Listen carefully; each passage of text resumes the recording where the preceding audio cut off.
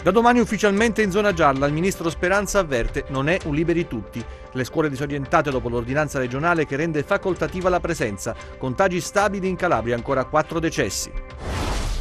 La denuncia del segretario questore del Consiglio regionale che chiede al presidente Spirlì di fare chiarezza sul caso tamponi destinati alle scuole. Da una settimana occupano giorno e notte il centro anziani a Cosenza. I 34 dipendenti della cooperativa Adis chiedono un intervento delle istituzioni al fine di risolvere la vertenza.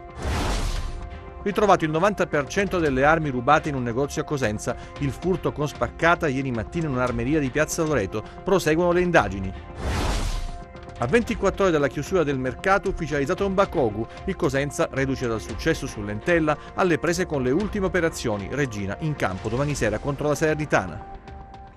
Buonasera dalla redazione TG10, dunque Calabria da domani ufficialmente in zona gialla, il Ministro della Salute Speranza avverte: non è un liberi tutti, bisogna mantenere la precauzione massima per evitare di incorrere negli errori già commessi in passato. Tanto scuole calabresi disorientate, o almeno alcune scuole disorientate dopo l'ordinanza emessa ieri dalla Regione Calabria che istituisce la presenza facoltativa e quindi la DAD per le famiglie che ne faranno richiesta. I contagi intanto sono stabili in Calabria, sentiamo. Zona gialla non significa scappato pericolo, serve ancora la massima prudenza se non vogliamo tornare indietro rispetto ai passi avanti delle ultime settimane.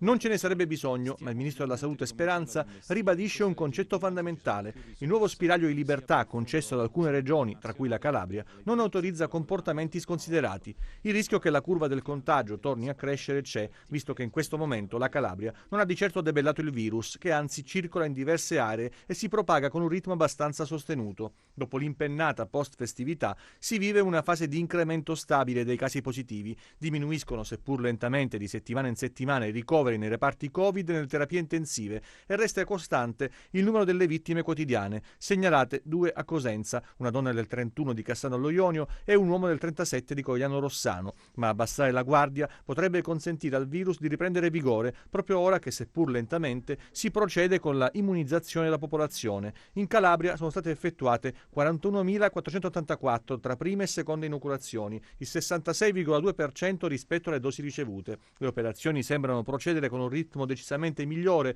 rispetto ai giorni precedenti. Con l'ok al vaccino AstraZeneca, consigliato per gli under 55, si dovrebbe aumentare la capacità vaccinale e quindi procedere con maggiore celerità. Intanto domani torneranno a scuola i ragazzi alle superiori, famiglie alle prese con la scelta tra presenza e DAD, in virtù della ordinanza emanata dalla Regione che rende facoltativa la frequenza in classe per evitare che gli assembramenti e l'utilizzo eccessivo dei trasporti contribuiscano alla propagazione del virus. Una scelta democratica, così la definisce il presidente facente funzioni Spirlì. Peccato che in questi mesi di pandemia non tutti gli istituti sono stati adeguati per la frequenza online. Si è perso tempo prezioso e non tutte le scuole sono pronte per la nuova fase. Un'ordinanza, quella di Spirlì, che ci lascia un po' disorientati, anzi non un po', ma molto di più di quanto già lo fossimo prima, perché i problemi che abbiamo dovuto affrontare in questo anno scolastico e anche in quello passato non sono stati di facile soluzione. Ci vediamo adesso, come dire, a trovare in una situazione che annulla completamente il lavoro fatto finora. Prima ci hanno detto di allargare le aule per mettere i banchi monoposto, ora ci dicono che dobbiamo mettere metà dei nostri ragazzi. Ancora abbiamo i problemi di connessione. I genitori potranno scegliere se fare la didattica in presenza o se fare la didattica a distanza, ma sulla base di quali criteri? E poi dall'oggi al domani, sabato sera, ci dicono che lunedì mattina dovremmo iniziare un nuovo modo di fare scuola per il quale non siamo ancora preparati. Abbiamo lavorato tanto e troppe volte abbiamo visto il lavoro fatto annullarsi completamente e siamo stati costretti a cominciare da capo. Un'ordinanza che troviamo assolutamente inopportuna. Noi partiremo lunedì mattina con il piano di lavoro che abbiamo predisposto e avremo metà dei nostri ragazzi in presenza senza poter dividere al momento le classi in 2 parti. Questo è quanto abbiamo stabilito e che per il momento, soprattutto dall'oggi al domani, non siamo in grado di cambiare e quindi ricominciare con un nuovo modo di vedere la scuola. La scuola è considerata troppo poco e troppo male da chi forse di scuola poco capisce. Fare chiarezza a proposito di scuola sulla attendibilità dei tamponi Biocredit e quanto chiede il segretario questore dell'Assemblea regionale, Graziano Di Natale. Domani riaprono le scuole, è prevista la possibilità di effettuare tamponi su base volontaria per gli studenti, ma i test destinati ai ragazzi sono già un caso. Il segretario questore dell'Assemblea regionale, Graziano Di Natale, chiede alla Regione, in particolare al presidente facente funzione Nino Spirli, di fare chiarezza. La circostanza secondo cui i tamponi antigenici marchio Biocredit risulterebbero inattendibili desta non poca preoccupazione anche in Calabria.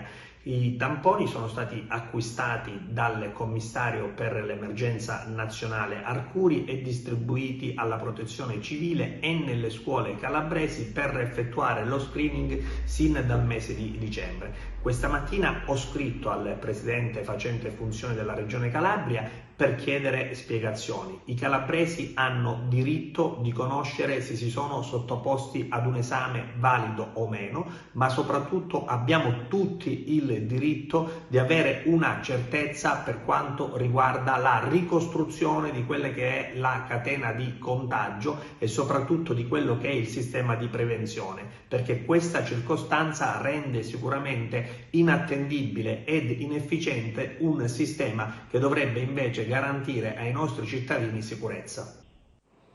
Nei giorni scorsi vi abbiamo parlato dell'incidenza del Covid sui minori, anche sui bambini. I numeri sono importanti, solo a Catanzaro si registrano 200 casi positivi, come conferma ai nostri microfoni il primario del reparto di pediatria del Pugliese Ciaccio, il dottor Raiola, che sottolinea il minore accesso però al pronto soccorso. Il Covid è presente in età pediatrica, lo confermano gli esperti. Significativi i casi a Catanzaro. Dovrebbero essere circa 200 i bimbi risultati positivi al Covid-19. Come ho avuto modo di dire più volte, ma come riportato dalla letteratura, questi bambini nella totalità, per quanto concerne la nostra esperienza, dei casi sono stati inviati a domicilio dopo essere stati sottoposti al tampone molecolare per appunto la diagnosi, per porre diagnosi di infezione da Covid-19, esami ematochimici e quindi inviati a casa nella totalità dei casi a domicilio con raccomandazioni, quindi terapia antipiretica e eventualmente riportare i bimbi a controllo qualora fossero insorte delle complicanze. Ad oggi quindi direi che non abbiamo avuto nessun problema. Perché ci sono meno accessi di bimbi al pronto soccorso? È indubbio che il bimbo, soprattutto quando asintomatico, può veicolare l'infezione nei soggetti più fragili, che nel caso specifico non sono i bimbi ma sono piuttosto gli anziani. Quindi è buona norma evitare questi contatti qualora ci dovessero essere dei sintomi sospetti, come può essere ad esempio la febbre nei bimbi. La problematica io credo siano di altra natura. Le problematiche sono sicuramente per i nostri bimbi che hanno di colpo visto stravolgere quella che è stata la loro vita. Ma direi che inizierei ad affrontare quella che è più una problematica medica, che può essere secondaria al Covid, correlata in maniera indiretta, che è la netta riduzione degli accessi in pronto soccorso di bimbi che possono presentare alcune sintomatologie. Noi abbiamo registrato l'80% in meno degli accessi in pronto soccorso. Questo diciamo che da una parte può essere stato forse un aspetto positivo, perché forse si è iniziato a utilizzare meglio il pronto soccorso, quindi vuol dire una migliore utilizzo di quelle che sono le risorse, poi sono anche risorse sanitarie, risorse economiche, quella che è proprio un buon uso. Ma dall'altro ha fatto sì che i bimbi, per paura del Covid-19, per paura di potersi infettare in ambiente ospedaliero, non vengono condotti in ospedale. Bene, vediamo adesso in estrema sintesi i dati del bollettino regionale, contagi stabili, anche se ci sono un po' di tamponi in meno rispetto agli ultimi giorni, sono purtroppo ancora 4 i decessi. In Calabria ad oggi sono stati sottoposti a test 490.876 soggetti, più 2.634 rispetto a ieri. Le persone risultate positive al coronavirus sono 32.747, più 193 rispetto a ieri. I casi confermati oggi sono così suddivisi: a Cosenza 72, a Catanzaro 21, a Crotone 5, a Vibo Valentia 17, a Reggio Calabria 78, da altra regione stato estero 0. I ricoveri sul territorio regionale ad oggi sono 281 nei reparti di malattie infettive e 20 nelle terapie intensive, 4 vittime nelle ultime 24 ore, 592 in totale dall'inizio della pandemia. E adesso la cronaca: ritrovato il 90% delle armi rubate in un negozio a Cosenza, il furto con spaccata commesso ieri mattina in un'armeria di Piazza Loreto, proseguono naturalmente le indagini. Eccolo l'arsenale pistole e fucili ritrovate dai carabinieri in un terreno vicino al villaggio Rom del quartiere San Vito Alto. Si tratta di quasi tutto il bottino della rapina ai danni dell'armeria di Piazza Loreto a Cosenza. Il colpo spaccata nella mattinata di ieri. Dopo la segnalazione al 112, i militari sul posto con l'ausilio della scientifica hanno eseguito i rilievi e avviato le indagini. Un assalto in pieno centro, alcune delle armi perse per strada e rinvenute per caso da un passante che le ha scambiate per pistole giocattolo e, una volta resosi conto della pericolosità, consegnate alle forze dell'ordine. Il ritrovamento nella tarda mattinata dell'auto, una Fiat Stilo, nel quartiere di Serraspiga, il cinturamento da parte dei carabinieri e polizia dell'intera zona, i controlli e le perquisizioni nel vicino villaggio Rom, le perlustrazioni tra i rovi della collina adiacente e una dopo l'altra, pistole e fucili individuati. Resta l'ultimo tassello: in corso ulteriori indagini per individuare i responsabili del furto. La pagina del lavoro da una settimana occupano giorno e notte il centro anziani a Cosenza. Sono i 34 dipendenti della cooperativa Adis, chiedono un intervento delle istituzioni al fine di risolvere questa vertenza. Altra notte insonne e scomoda per i 34 operatori dell'Adis che ormai da una settimana hanno occupato il centro di Via Milelli a Cosenza, famiglie per lo più monoreddito che stanno vivendo un vero e proprio dramma. Ex lavoratori di pubblica utilità, poi stabilizzati con decreto regionale e inseriti nelle cooperative che di volta in volta hanno vinto gli appalti per il Comune Bruzio, oggi sono dipendenti della cooperativa Adis, si occupano di servizi di assistenza alla disabilità da 22 anni. Dal 1 gennaio 2021 però tutti i servizi sono stati interrotti a causa delle difficoltà economiche del municipio. Di conseguenza questi lavoratori, seppur assunti, sono sospesi dal lavoro e dallo stipendio. Oggi un nuovo appello affinché la vertenza possa sbloccarsi. Io sono un'operatrice dell'Adis che da una settimana è in sit-in permanente negli uffici di Via Milelli. Ad oggi non abbiamo nessuna novità, non abbiamo ricevuto risposte da nessuno, non le abbiamo ricevute noi, non le ha ricevute il prefetto che sta aspettando questo tavolo di trattative, non le ha ricevute il nostro sindacato che non ci ha lasciato da sole mai nemmeno un minuto. Abbiamo ricevuto questa bella notizia, abbiamo saputo che il sindaco è guarito, che è uscito, che va in giro per la sua bella città. E quindi la nostra speranza è che dopo tanta sofferenza sia predisposto ad ascoltare le sofferenze altrui, cioè quelle di 30 famiglie che stanno rimanendo senza un posto di lavoro dopo 22 anni. Che aggiungere? Noi siamo figli di un Dio minore perché non abbiamo colori, non abbiamo appartenenze politiche e quindi la nostra sola speranza è che il lavoro sia com'è nella Costituzione, un diritto, non un regalo, non un'elemosina, non un favore. Quindi ci aggiorneremo alla settimana prossima, noi continueremo a dormire lì come tutte le notti, al freddo, lasciando le nostre famiglie, però non abbiamo perso le speranze, non ci arrendiamo e soprattutto non gli permettiamo di toglierci la dignità di lavoratori. Vediamo cosa è successo sulla 107, ne abbiamo parlato ieri, sulla Silana Crotonese, strada sventrata per i lavori. Siamo all'altezza di Spezzano della Sila, dove si è aperta proprio ieri una voragine, un disagio che sembrava potesse essere risolto in poche ore e invece i lavori sono proseguiti per tutta la giornata e parte della sera. Oggi è rimasta chiusa al traffico questa arteria importantissima in questo tratto, sia i mezzi pesanti che le auto deviate per il percorso alternativo all'interno dei centri abitati. Si sta lavorando, nonostante la pioggia, per ultimare i lavori e ripristinare la circolazione.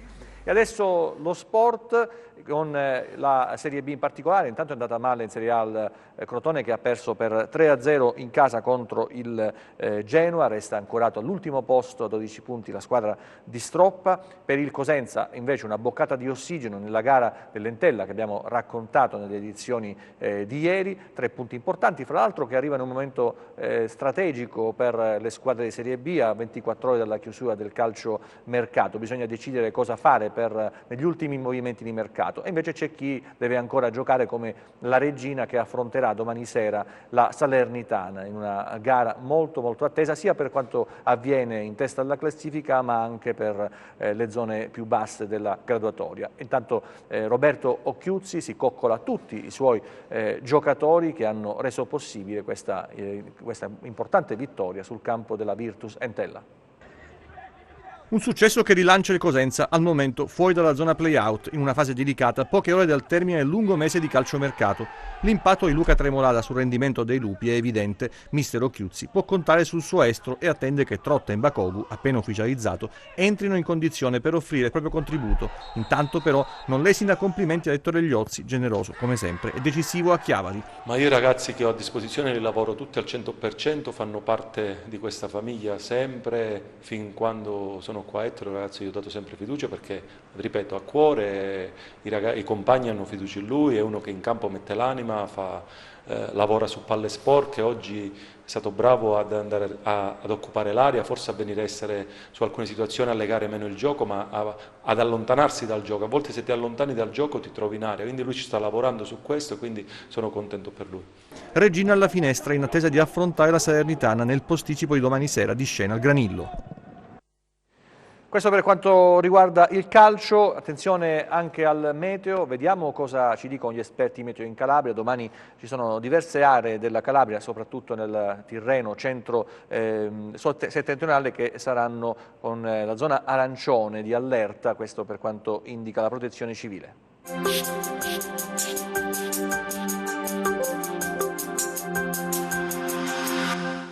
In seno alle correnti occidentali che ormai dominano da giorni lo scenario europeo, nelle giornate di domenica e lunedì saremo interessati da una nuova perturbazione atlantica che apporterà maltempo soprattutto sui versanti tirrenici, con piogge, nevicate ma solo sui monti, in un contesto ventoso.